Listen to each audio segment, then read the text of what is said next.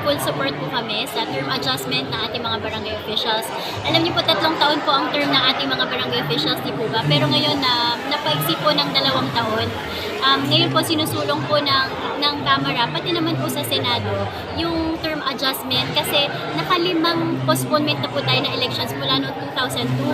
Kaya po, isinusulong po nila na i-fix na po yung term na gawing 6 years po ang ating barangay officials. Hindi naman magkakaroon ng konflikto doon sa naging desisyon ng Korte Suprema. No? Hindi po. Yung nangyari po noon dun sa yung unconstitutional po ang sinabi.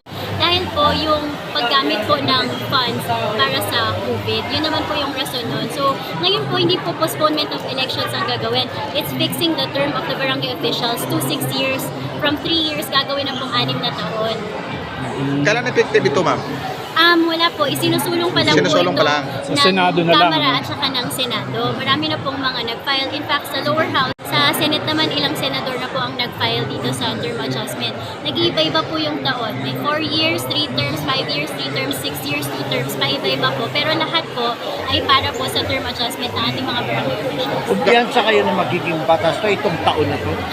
Po namin na maisatupad po itong batas na ito kasi kung makikita po natin sa paulit-ulit na postponement of elections, ang talagang sinaserve po ng mga barangay officials natin nag-average mga 4 na taon, 4.5 years, gano'n. So sabi nila, imbes na pag-postpone ng 2 terms po ang bali sinusulong. 12. Opo, yung nilalobby po nila 2 terms, ay 6 years, 2 terms. Parang presidente, no? Opo, ganun nga. Gano'ng kahaba naman yung panahon na yon, ma'am, bago maaprubahan o matuloy yung 6 years o mananatili sa 3 taon? Sa ngayon po kasi, sa Senado po yata magsa-second reading na po sila. Hindi ko po alam kung ano yung schedule. Marami po kasi mga nagaganap sa bansa natin tulad ng kay Alice Go, yung kay Kibuloy. So, umaasa po kami na kapag nagkaroon po ng oras ang Senado at ang lower house ay may bibigyan po nila ng pansin itong term adjustment po ng mga barangay. Ma'am, kasama to sa Ang ginagawa lang po namin is mag-lobby. Ang kung ano po yung nangyayari sa taas, nag-aantay rin po kami ng balita. So kami po dito sa National Congress po natin, gumawa po tayo ng pagpipirma bilang pagkolekta ng mga lagda, mga signatures ng lahat ng mga barangay officials natin para suportahan po ang mga bill na ito. ano yung mga Ito na po sa National Congress po natin, lahat naman po positive na sinabi nila kapag ito na po ang i-review, lahat po sila ay sang-ayon po dito at supportive po dito sa term adjustment ng mga barangay officials kasi nakikita po ng ating mga senator, mga kongresista rin po, nakikita po nila ang contribution, napakalaking contribution ng ating mga barangay officials sa ating bansa. maliit sa matter of fire, Senator Lapid, na basta papel daw regarding on that, pipirmahan niya. Ano Yes, masasabi yes, niyo? opo. Actually, bago pa po umakyat sa stage si Senator Lito Lapid, yun naman po yung sinasabi niya that he is fully supportive. At saka napakaganda po na may experience si Sen sa sa pagiging governor po, naging vice governor din po ata siya. So, nakashows po natin. Isang magandang ano po yan dahil alam niya po yung trabaho at yung dedikasyon ng ating mga barangay officials. Kaya isinusulong din niya po ito. Nakikita niya yung hirap kasi nanggaling siya. Yes, opo. Lalong-lalo na naabutan po niya yung pagsabog ng mga Pinatubo. Lahat po yan, alam naman po natin sa panahon ng disasters, ang talagang kumikita talaga natin ay mga barangay officials. So sigurado nung panahon na yun na siya ay governor, talagang katunggali niya, mga quarters po niya talaga dyan ay mga barangay officials po. Hindi natin maialis na may mga corrupt officials ng barangay. Paano yung mga halimbawa nag-file ng upo? Hindi naman pong mga humahad lang dito sa term adjustment po natin. Ang sagot po ng ating liga dyan is lahat, kasi alam niyo po, itong mga nagbabatikos po ng ganyan, para sa akin, naniniwala po ako na minority lang po yung ganyang mga kaso sa mga barangay officials natin. Makikita niyo naman po, napakaliit ng benepisyo. Pero kahit na ganun, sandamakmak po ang kanilang mga trabaho. Pero ang serbisyo nila, tuloy-tuloy pa rin. So makikita po natin na dedikasyon po talaga at passion po ang ginagawa ng mga barangay officials po natin.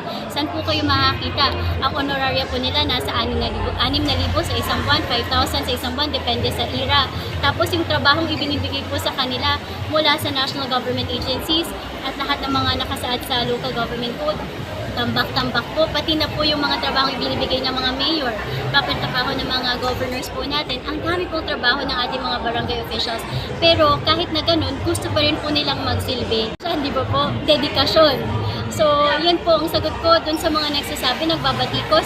Siguro hindi po nila kilala ang mga barangay officials po natin.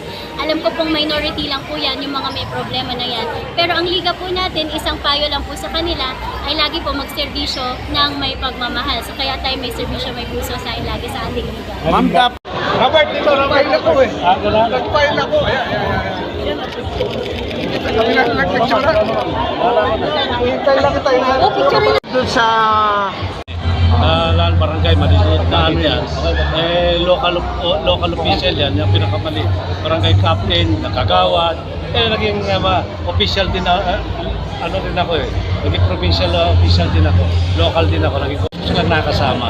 Kapitol. Kumpiyansa ba kayo makakalusot ito sa Senado? Ay, sa akin, kumpiyansa ako makakalusot. Lahat masusuportahan yan eh.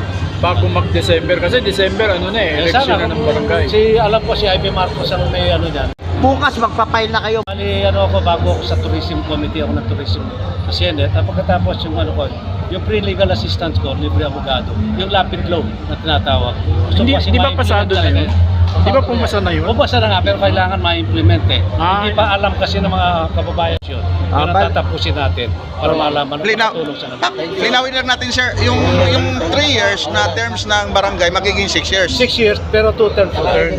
Parang presidente. Parang senador. Oo. Kami rin, hindi na 2 terms lang.